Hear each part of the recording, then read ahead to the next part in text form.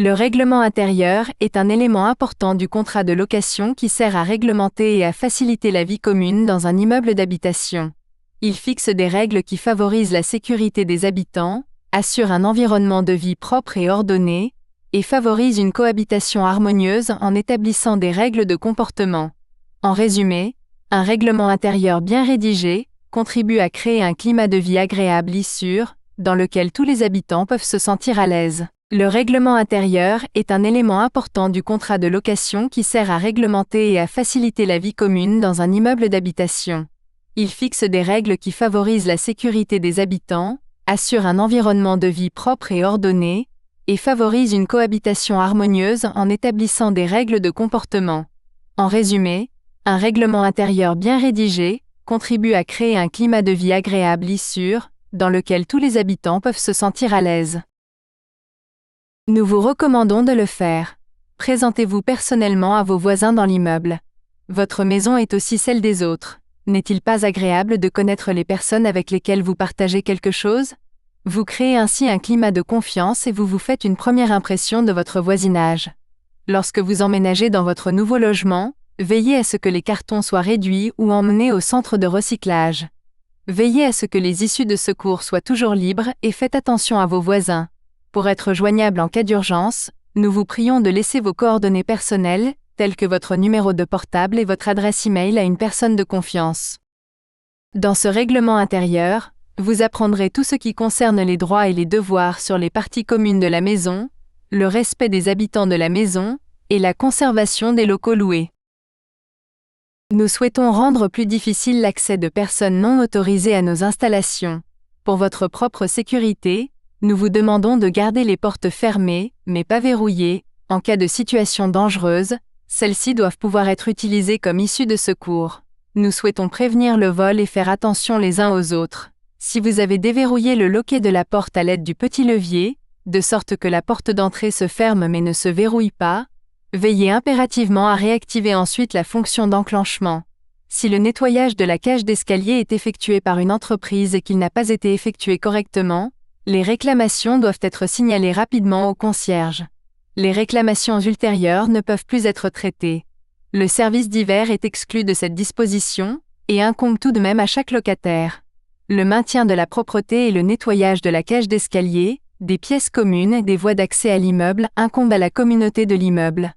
Dans la mesure où le règlement intérieur de votre immeuble est effectué par les locataires, il faut tenir compte des points suivants. Si votre voisin a oublié de passer le balai, il appréciera certainement que vous le lui fassiez gentiment remarquer, avant de nous envoyer un message.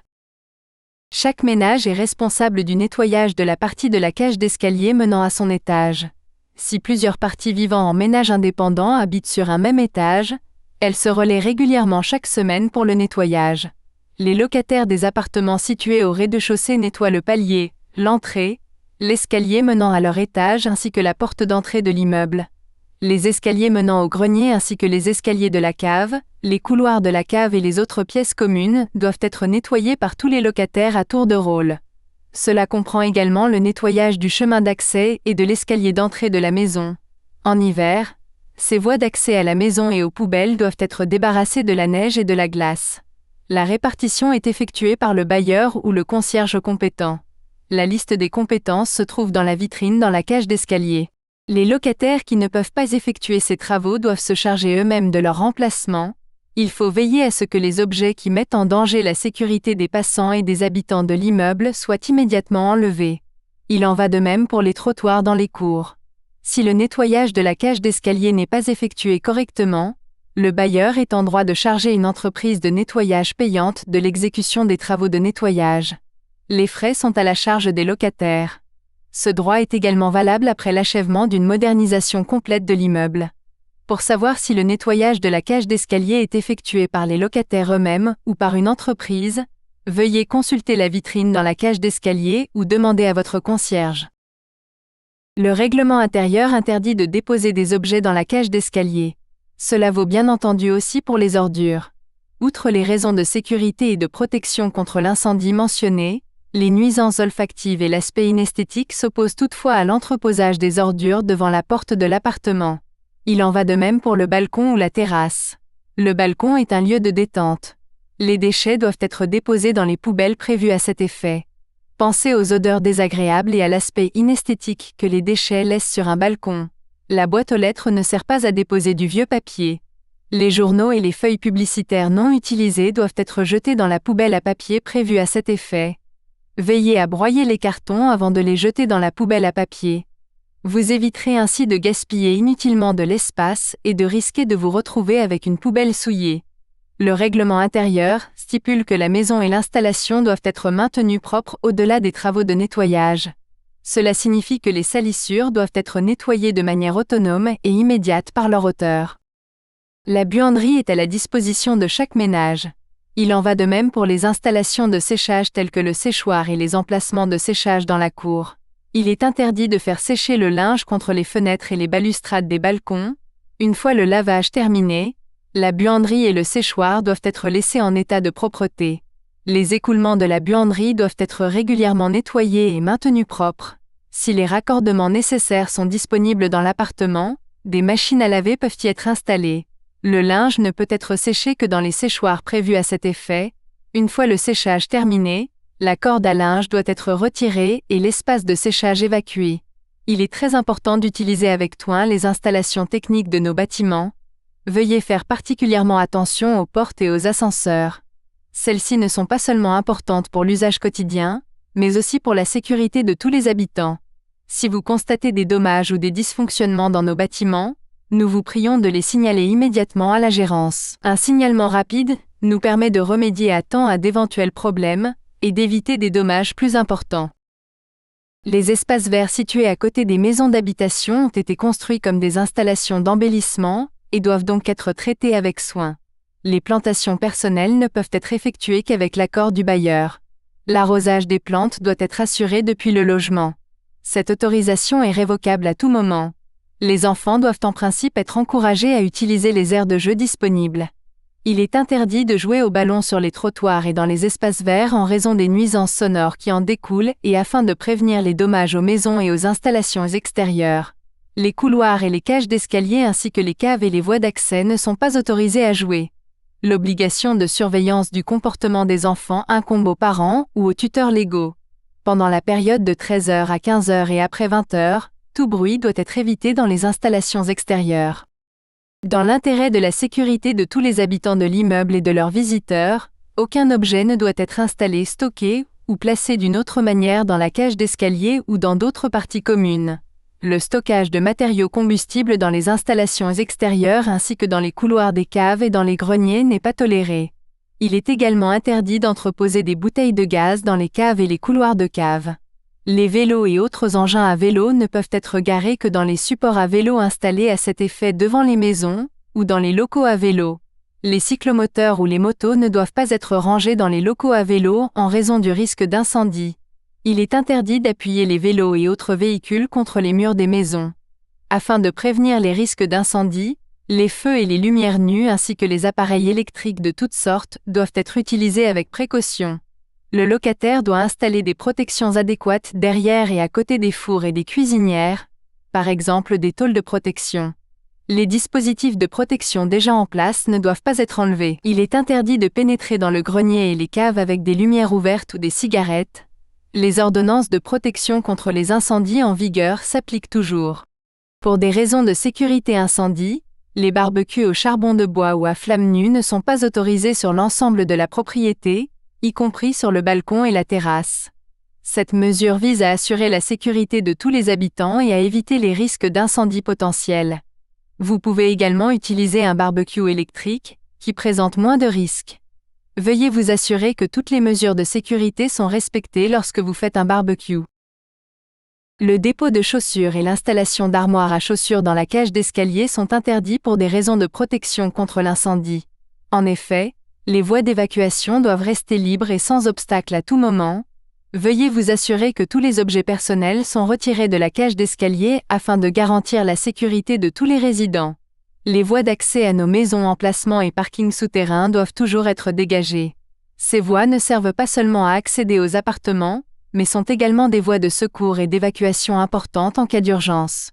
Il est donc très important que ces zones soient toujours praticables sans obstacle. Veuillez vous assurer qu'aucun objet ne bloque les voies d'accès. Votre aide est décisive pour la sécurité de tous les habitants. L'achat de véhicules électriques, de vélos, de scooters et de pédélec électriques est de plus en plus fréquent, ce qui entraîne des risques d'incendie accrus. Il est donc d'autant plus important que les batteries soient stockées dans un endroit sec, frais et bien ventilé. Utilisez un récipient approprié, non inflammable, pour les batteries amovibles. Tenez impérativement les batteries à l'écart de la chaleur, du froid et de l'humidité. Ne stockez pas les batteries dans des pièces d'habitation ou à proximité de matériaux inflammables. Les batteries défectueuses ou endommagées ne doivent pas être utilisées ni jetées à la poubelle. Apportez ces batteries à un point de collecte spécial ou à un centre de recyclage. Renseignez-vous sur les réglementations locales en matière d'élimination des batteries. Ne rechargez les batteries qu'avec le chargeur recommandé par le fabricant et veillez à ce que le chargeur ne soit pas placé sur ou à proximité de matériaux inflammables. Ne chargez pas les batteries pendant la nuit dans les pièces d'habitation et vérifiez régulièrement que les batteries ne sont pas endommagées. La tranquillité est une notion subjective sur laquelle les avis peuvent diverger. Vous et vos voisins avez le droit de vivre aussi tranquillement que possible. De 22h à 6h du matin, il faut être le plus calme possible. Mais même en dehors de ces heures, le volume de la radio-télévision et des autres appareils doit être réglé sur le volume ambiant. Ne pas jouer de la musique, frapper, marteler et percer en fin de soirée, mais arrêtez au plus tard à 20h. Respectez vos voisins. Les aspirateurs et les machines à laver devraient si possible être utilisés en dehors des heures de repos. De nombreuses personnes ont également besoin de repos à midi. C'est pourquoi ces règles s'appliquent également entre 13h et 15h. Les heures de repos ne doivent pas être considérées comme une interdiction de principe de jouer pour les enfants. Nous demandons toutefois à tous les parents de faire preuve de respect envers leurs voisins et de veiller à ce que ceux-ci ne soient pas dérangés pendant les heures de repos. Il est interdit de circuler dans les couloirs et les cages d'escalier avec des tricycles vélos et autres engins à moteur. N'oubliez pas qu'une discussion directe avec votre voisin permet souvent d'éviter d'autres conflits. Le bruit n'est généralement pas provoqué pour déclencher un conflit, mais par inattention et ignorance de la manière dont le bruit est perçu par les voisins. Souvent, il suffit de ne pas considérer le voisin comme quelqu'un qui veut délibérément nous énerver. En cas de perturbation massive du repos nocturne et de demande immédiate de réparation, nous devons faire appel au soutien de la police et vous demander de nous informer de ces incidents au moyen d'un protocole de bruit. Lorsque vous discutez sur le balcon ou la terrasse, veuillez maintenir un volume sonore raisonnable. Vos voisins souhaitent également profiter de l'air frais en toute tranquillité. Pour la pratique de la musique, nous recommandons de ne pas dépasser 1 heure par jour. Si vous devez vous entraîner plus longtemps, prenez des dispositions avec vos voisins. Il est possible qu'il y ait des alternatives à l'extérieur de la maison pour les leçons de musique. Lors du choix de votre instrument, veuillez tenir compte du fait que vous vivez dans un immeuble collectif. Il est donc souhaitable de disposer d'un instrument adéquat. Si vous prévoyez des festivités, vos voisins vous en seront certainement reconnaissants et accepteront même des bruits un peu plus forts si vous les annoncez par un entretien personnel ou une affiche. Pour le bien de vos voisins, prenez la poignée en main lorsque vous fermez la porte. Les pantoufles atténuent les bruits de pas, en particulier chez les enfants. Des patins en feutre sur les meubles empêchent les bruits gênants lors du déplacement des meubles. Les travaux bruyants dans le jardin, sur le balcon et la terrasse devraient être effectués en dehors des heures de repos générales. Prendre un bain ou une douche la nuit n'est pas interdit, mais devrait être accompagné du moins de bruit possible. Le nettoyage et le dépoussiérage des lits par les fenêtres doivent être effectués de manière à ne pas gêner les autres locataires ou à ne pas salir leurs meubles. Il est interdit de jeter des objets de toutes sortes par les fenêtres. Merci de veiller à ce que vos vélos soient rangés correctement afin que les autres locataires puissent également accéder à leurs vélos. Les vélos défectueux ou inutilisés doivent être jetés ou rangés dans votre propre cave. Veuillez respecter vos voisins lorsque vous fumez sur les balcons ou à proximité des fenêtres. Il est formellement interdit de fumer dans la cage d'escalier, dans les pièces communes, dans les aires de jeu pour enfants ainsi que dans les garages et les parkings souterrains. Ces règles visent à protéger tous les résidents et à maintenir une atmosphère de vie agréable. En cas de consommation de cannabis, les dispositions légales actuelles s'appliquent. Veuillez vous informer de manière autonome à ce sujet. Pour la protection des voisins et des enfants, la consommation de cannabis est interdite dans les espaces extérieurs et les pièces communes. La détention de chiens et de chats n'est autorisée qu'avec l'accord écrit du bailleur. Si les locataires sont incommodés par la détention de ces animaux, L'autorisation sera immédiatement révoquée sans tenir compte des conséquences. Le bailleur peut exiger que l'état de santé de l'animal soit prouvé. Les chiens doivent être tenus en laisse à l'intérieur de la résidence et tenus à l'écart des aires de jeu et des espaces verts. Les petits animaux tels que les cochons d'Inde, les lapins, les hamsters et les oiseaux ne sont pas soumis à autorisation. Veuillez néanmoins respecter vos voisins. Le locataire d'un logement doit le traiter avec soin. Aucune modification ne peut être apportée aux locaux loués ou aux différentes installations et équipements sans l'autorisation du bailleur. Les dommages dans les locaux loués ainsi que les dysfonctionnements des conduites d'alimentation et des installations à l'intérieur des locaux loués et dans les parties communes doivent être immédiatement communiqués au bailleur. Les travaux de remise en état de tout type sont commandés par le bailleur. Les travaux de remise en état commandés par le locataire de sa propre initiative doivent être payés par le locataire. Les dommages causés par le locataire lui-même doivent également être signalés immédiatement au bailleur. Les robinets réservoirs de chasse d'eau qui goûtent ou tout autre dommage entraînant une augmentation de la consommation d'eau doivent être signalés immédiatement au bailleur. Les toilettes et les éviers ainsi que les gouttières doivent être débarrassés des déchets de cuisine, des saletés et autres substances difficilement solubles ou visqueuses. Le locataire est responsable de l'entretien et du nettoyage régulier et approprié des revêtements de sol. Seuls des produits ménageant les matériaux peuvent être utilisés. Les détecteurs de fumée ne doivent pas être masqués ou démontés. Ils sont essentiels pour votre sécurité et celle de tous les habitants. En cas d'incendie, ils peuvent sauver des vies en donnant l'alerte à temps. En cas de problème, veuillez vous adresser directement à la société Techem. Les locaux loués doivent toujours être correctement chauffés et aérés. Que signifie en fait un chauffage et une aération corrects? Le logement doit être chauffé régulièrement et uniformément. La température dans les pièces d'habitation devrait se situer entre 20 et 22 degrés Celsius pendant la journée. Cela correspond souvent au réglage 3 des robinets thermostatiques. N'oubliez pas qu'un degré de plus représente près de 6% d'énergie de chauffage en plus. Les murs doivent être suffisamment chauds et ne pas émettre de froid. C'est pourquoi il est important de réduire le chauffage, mais pas de le couper complètement, même la nuit ou lorsque vous êtes en vacances. Des rideaux caches ou des meubles devant les radiateurs empêchent de chauffer correctement et augmentent les coûts énergétiques. Dans les pièces d'habitation, l'humidité de l'air ne devrait pas dépasser 60%, sinon des moisissures risquent de se former dans les coins et derrière les armoires. Les causes d'une humidité de l'air trop élevée peuvent être les plantes, les aquariums, les vapeurs de cuisson, les vapeurs de douche ou le séchage du linge. C'est pourquoi vous ne devriez pas faire sécher votre linge dans votre appartement. Utilisez pour cela des séchoirs appropriés dans la maison, ou les cordes à linge à l'extérieur. Veillez à un renouvellement complet de l'air lorsque vous aérez. En hiver, il faut éviter de laisser les fenêtres basculées dans les pièces chauffées. Les fenêtres basculées favorisent la formation de moisissures au-dessus des fenêtres. Il est préférable d'aérer plusieurs fois par jour pendant 3 à 5 minutes. Pendant la période de chauffage, le chauffage devrait être baissé en même temps. Dès que l'air ambiant s'est refroidi, les fenêtres doivent être refermées. Gardez les portes fermées, en particulier celles des pièces froides comme la chambre à coucher, afin d'éviter que l'air chaud et humide de la salle de bain ou de la cuisine ne pénètre dans les pièces froides et ne se condense sur les murs extérieurs. Des moisissures peuvent se former derrière les grandes armoires à vêtements. Si possible, ne les placez pas trop près des murs extérieurs. Les déchets doivent être triés par le locataire en papier, bio ou plastique et déchets résiduels et déposés uniquement dans les poubelles prévues à cet effet. Le grenier, la cour et la cave ne doivent pas être utilisés pour y déposer des déchets. Il est interdit de stocker des détritus et des aliments ouverts dans les compartiments de la cave et du grenier. Les conteneurs à ordures sont exclusivement à la disposition des locataires de la résidence. Il est également formellement interdit de se débarrasser de déchets de tiers.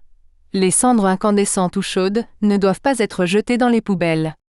Nous vous prions de maintenir la propreté et l'ordre à l'intérieur de la maison des déchets. Les déchets déposés à côté des poubelles ne sont pas seulement inesthétiques, ils peuvent aussi attirer la vermine.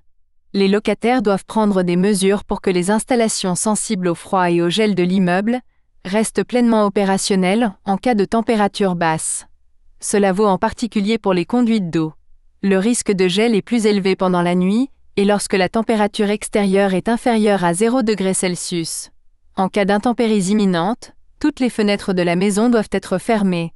Les matières facilement inflammables ou explosives et les objets inflammables ne doivent en principe pas être conservés dans le logement ou dans les pièces annexes. Les antennes ou les paraboles ne peuvent être installées qu'avec l'autorisation du bailleur. Les dommages causés lors de l'installation de l'antenne ou de l'auvent sont à la charge du locataire.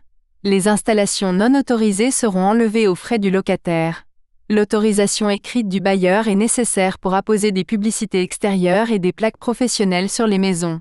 Pour des raisons de sécurité, il est interdit de suspendre des jardinières à l'extérieur. Veuillez vous assurer que toutes les plantes et jardinières sont placées à l'intérieur des limites du balcon et qu'elles sont correctement fixées.